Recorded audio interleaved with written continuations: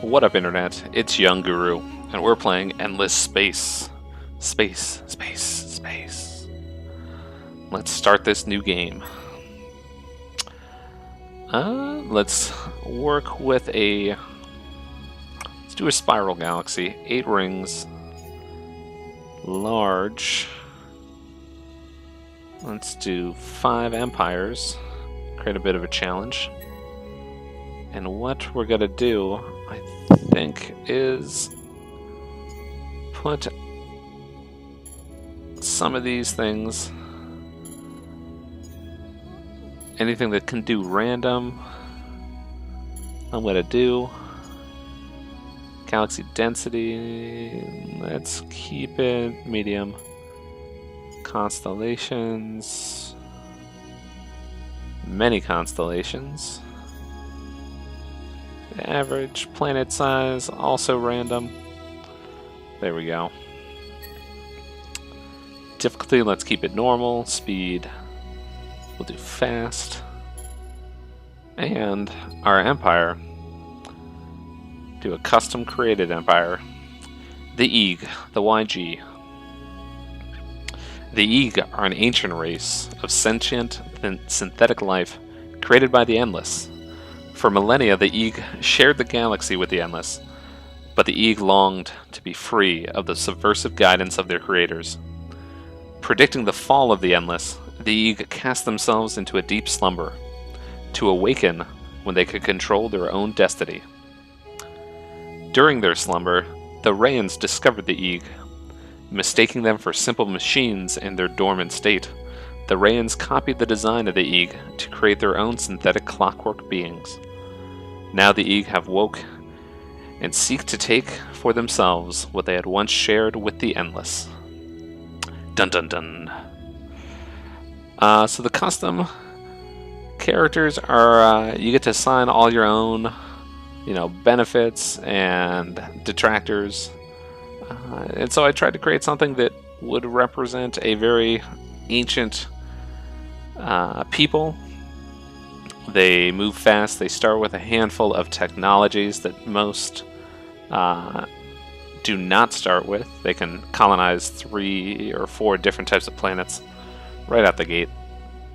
And I gave them, for their affinity, the amoeba affinity, which shows you the entire galaxy. Because they're ancient and they've already roamed the galaxy. They know what's up. And for this, I'm using the same skin as the automatons, just because I think that looks awesome. And for one of these random factions, we are going to make them the automatons. Nope, not the pilgrims. Let's see if we can do this right. The automatons, so I can see my people. And let's start this.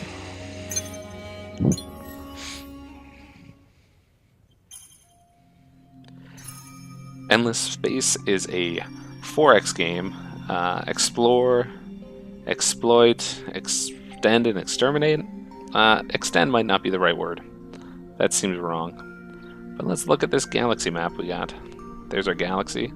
All up in here. You can see some other galaxies in the background. Let's try not to zoom in too far. So as you can see, I can see all the star systems in the galaxy. And this comes from my character trait from the amoebas.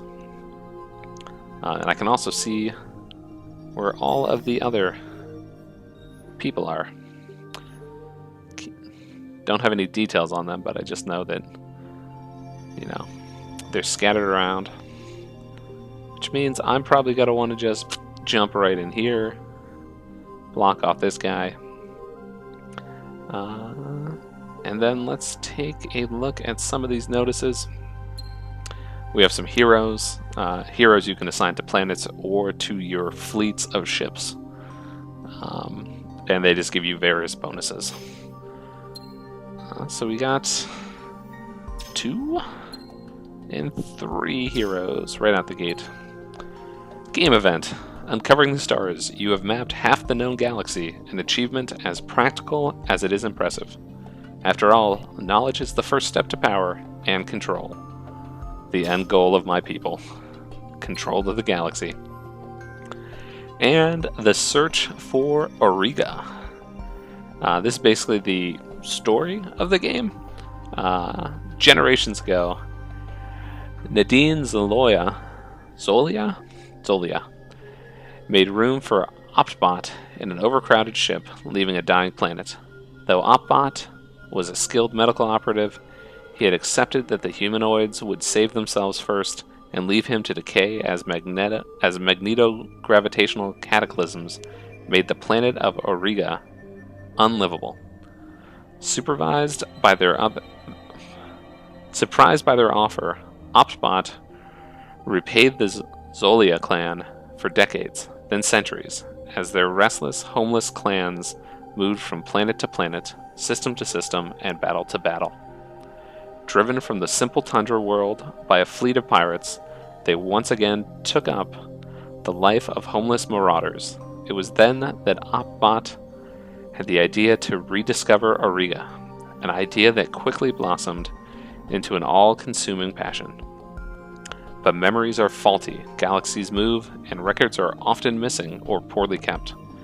It turned out to be far more complex than he thought. It was hundreds of years later that he was sure enough of his findings to present them to a very hesitant Tulela. But Optbot told her of what he remembered. Endless warrens of laboratories, storehouses of knowledge, ruins and artifacts scattered across the landscape like pebbles on a beach. In the end, Tulela agreed to seek that lost and fabled planet.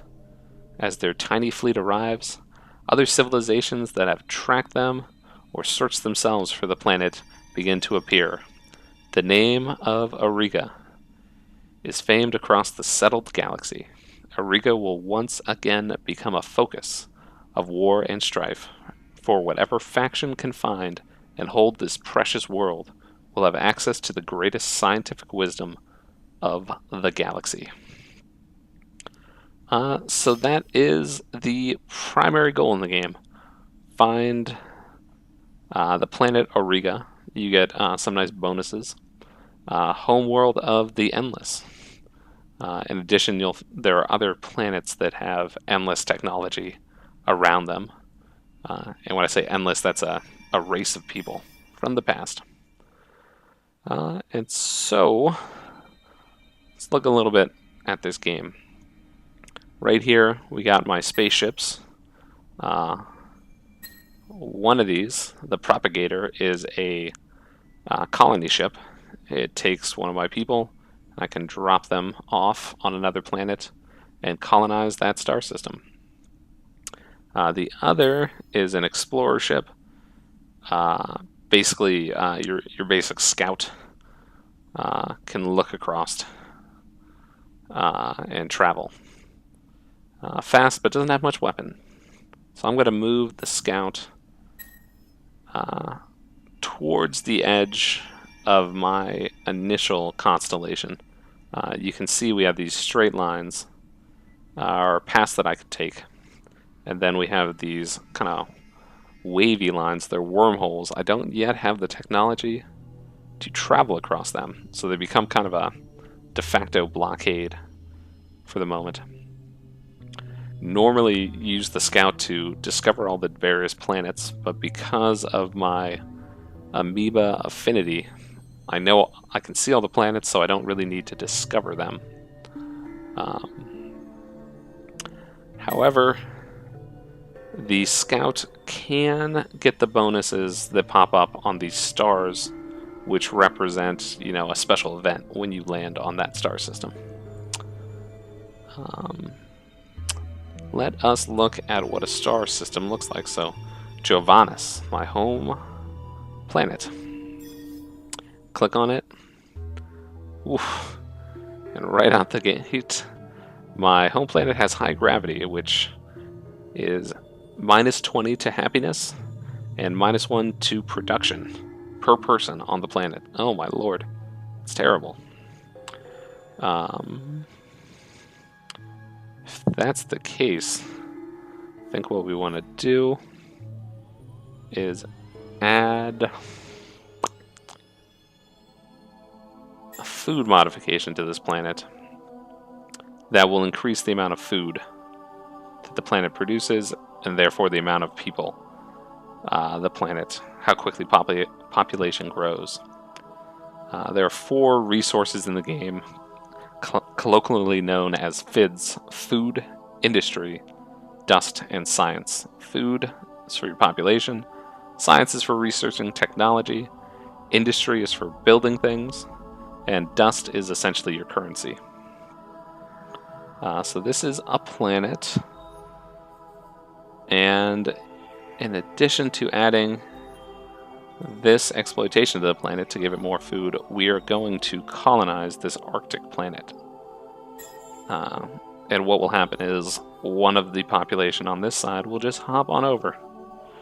Normally you can't colonize an Arctic planet, but that was a technology that I added on to my class. Let us look at some of these other planets, see what... Ooh, wormhole pendulum. That is an endless wonder, so that might be worth colonizing. And you can see on these planets you have kind of orange to brown anomalies. These produce some negative effects and some positive effects. Eventually you can get technology that gets rid of the negative but keeps the positive. You have green, which are purely positive effects, red, which are purely negative effects, and eventually, even later on, you can get technology to get rid of those negative effects. And then you see meta and tactogen is a luxury resource. It's grayed out because I don't have the technology to actually use that. But you want to get as many of these resources as possible. There are purple ones, which, like this one, jade onyx, which you actually need to build certain things. Essentially think, if all you have is wood, you can't build something with iron. So if you don't have jade onyx, you can't build something that needs jade onyx. Usually for your spaceships. That's what those are used for. That's a pretty big system. Lots of colonizable planets, a lot of green bonuses. That is not too bad.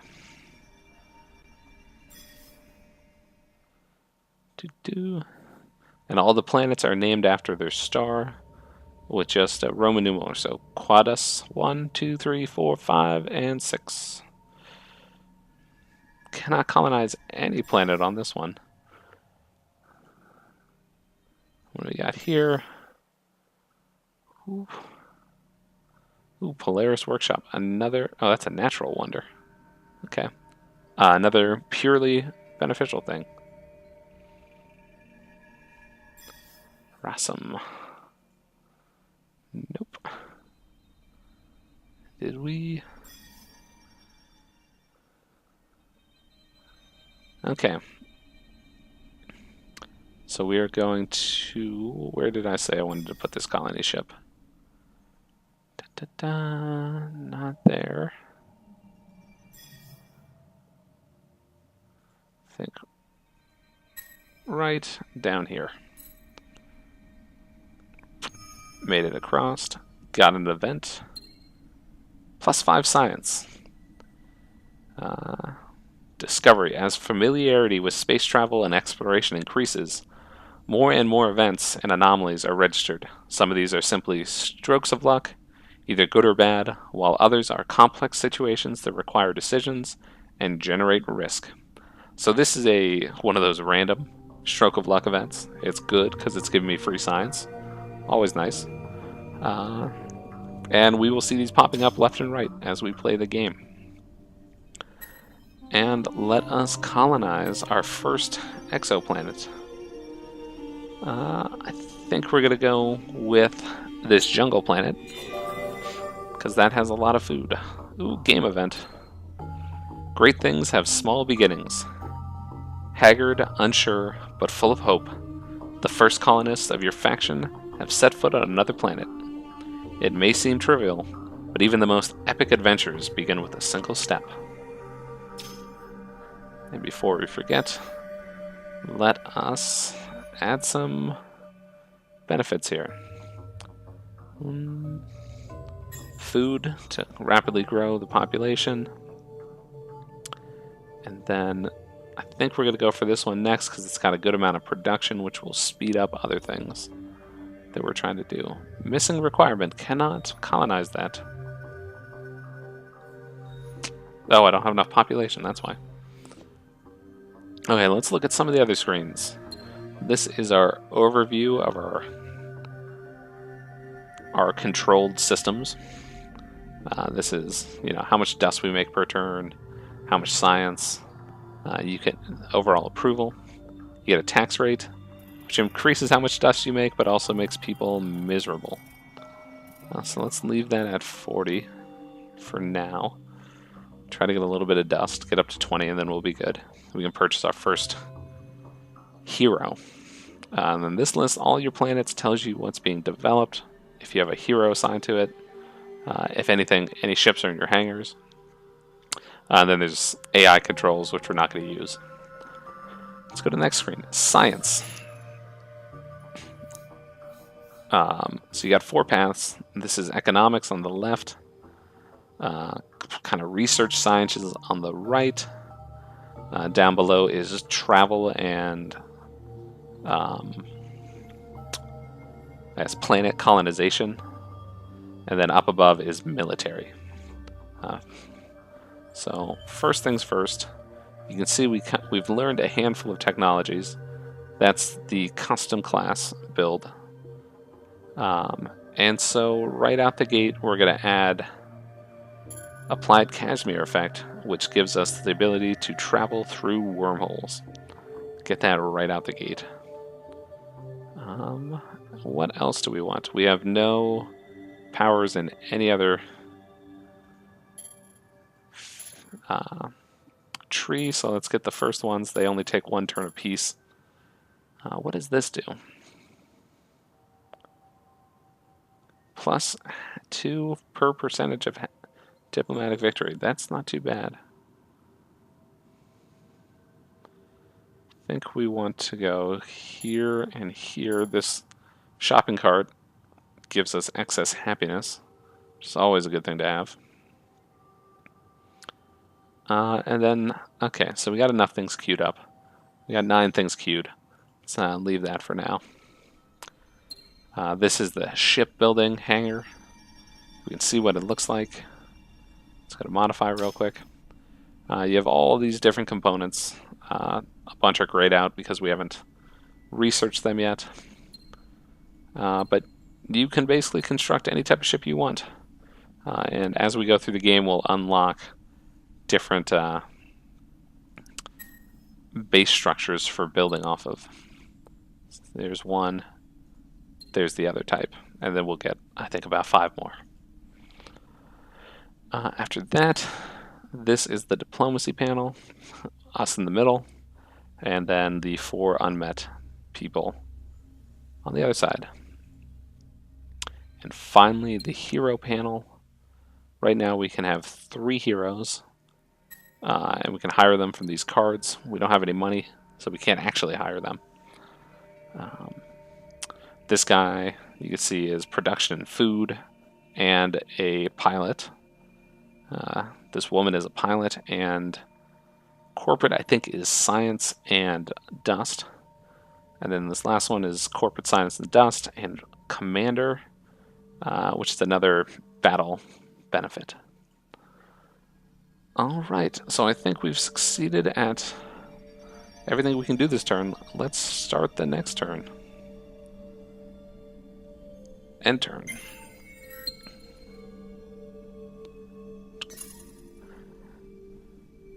And then, as the game goes on, the amount of time it takes to crunch the end of a turn gets longer and longer. Discovery of a wonder, wormhole pendulum. At a best guess, it will be over 500 years before scientists discover why the Endless built this structure, and several thousand before it can be replicated.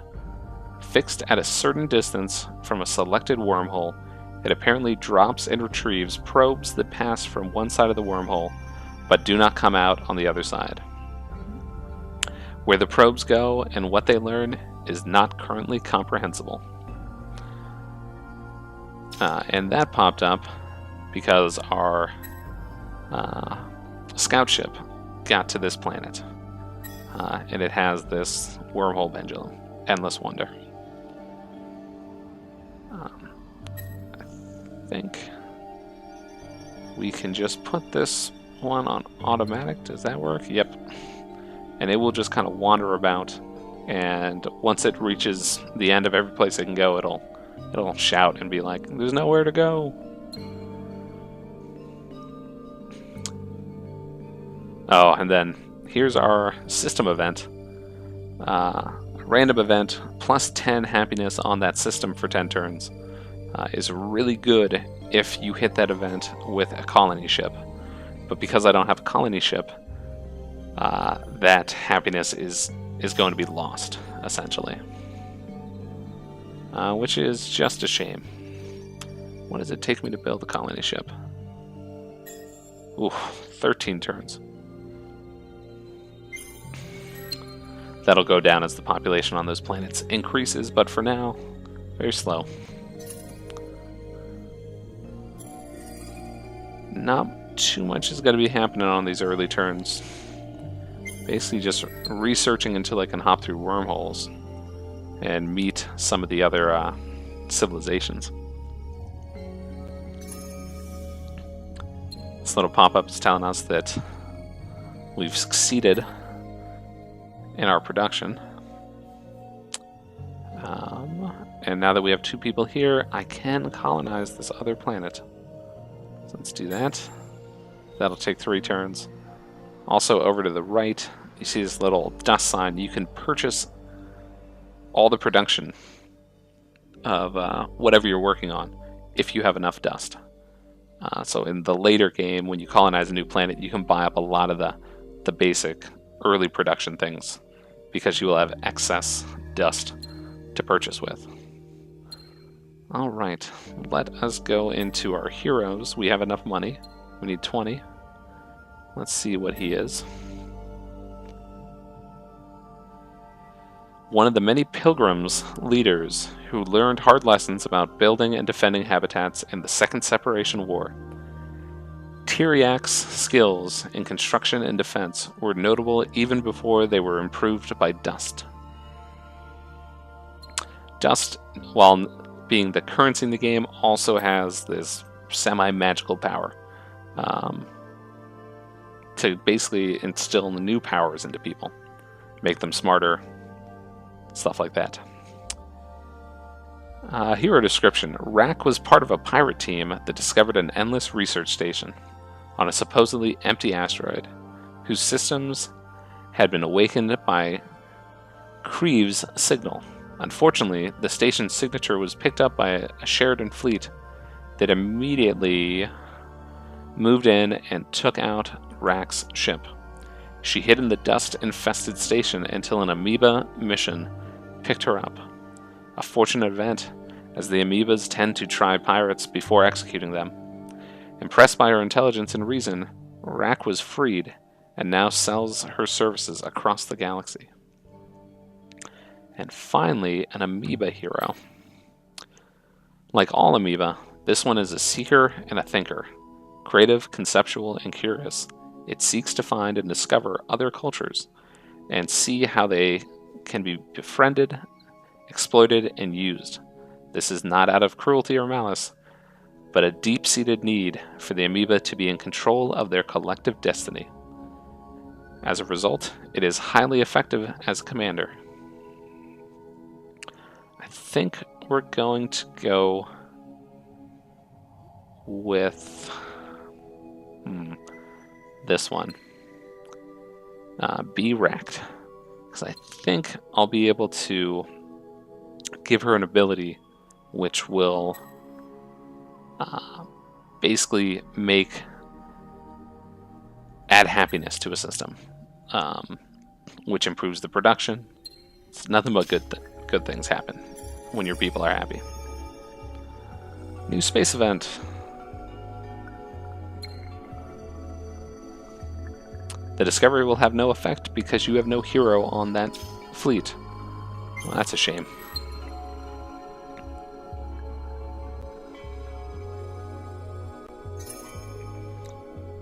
Production. Still got something queued up after it, so we can move on.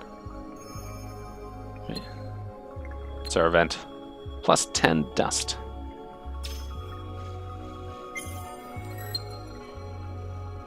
Early game can be a little bit slow, a little bit predictable. You're basically waiting until you can travel faster and further. Exploration event. Discovery of a wonder. Polaris workshops. Explorers have discovered a large industrial installation, decorated primarily in red and green. Ha, Christmas time. Hidden under the snows of the northernmost part of the planet, this surprisingly vast infrastructure turns raw materials into finished products, specializing in goods that are small, robust, and colorful. While the details are not clear, reports are that the indigenous workers seem to refer to themselves as expert light fabricators, ELFS. Ah, that's great. It is Santa's workshop. Plus 5 science. What was the name of that thing called? Polaris workshop. Okay. Polar workshop, Santa's workshop. All that good times.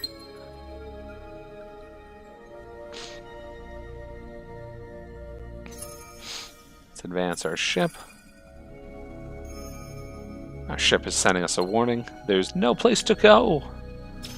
Which means we're going to put him right back up in the wormhole area. So once we get that researched, that ship can wander on. Justium. Finished colonizing the second planet. Let's give it an exploitation of industrial ability. Can we add any? We have nothing to add to our systems. We have no improvements yet. What are we doing? Researching worm travel. And then, okay. Right after that, we'll get a few extra construction events for our planets. Let us end our turn.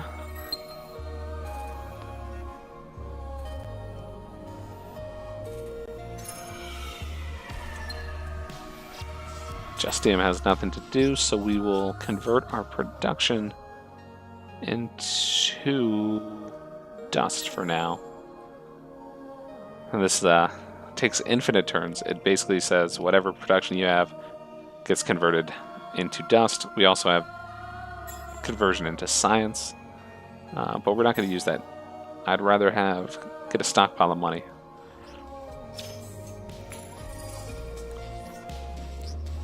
And end our turn.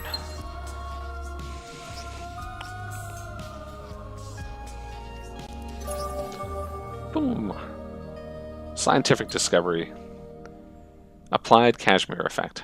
After decades of experimentation with plates on the right side, plates of the right size, material, and distance, the vacuum energy created through the quantum mechanics of the Kashmir effect can finally be exploited as an energy source. And that gives us total hull integrity. Passing through the entrance to a wormhole subjects a starship to incredible force of gravity and powerful blasts of radiation. Denser materials, shielding, and advanced hull construction permit a vessel to take this risk at less than 100% fatality rates. Colonization program. You can now populate stars far from your starting constellation. However, to do this will require effort at all levels of the society. By creating an official program and stressing the need to sacrifice small comforts in service of a larger cause, some of the discontent caused by colonization can be minimalized. Alright. And we have an event. The Call of Distant Constellations. You have discovered the technology required to safely traverse the wormhole that links constellations. Which brave captain will discover what lies beyond, and what riches or horrors await them? Indeed. And with that, we are now prepared to venture off across the entire galaxy. So let's end this first episode here. Thank you for joining me. I'm Young Guru, and I will see you next time.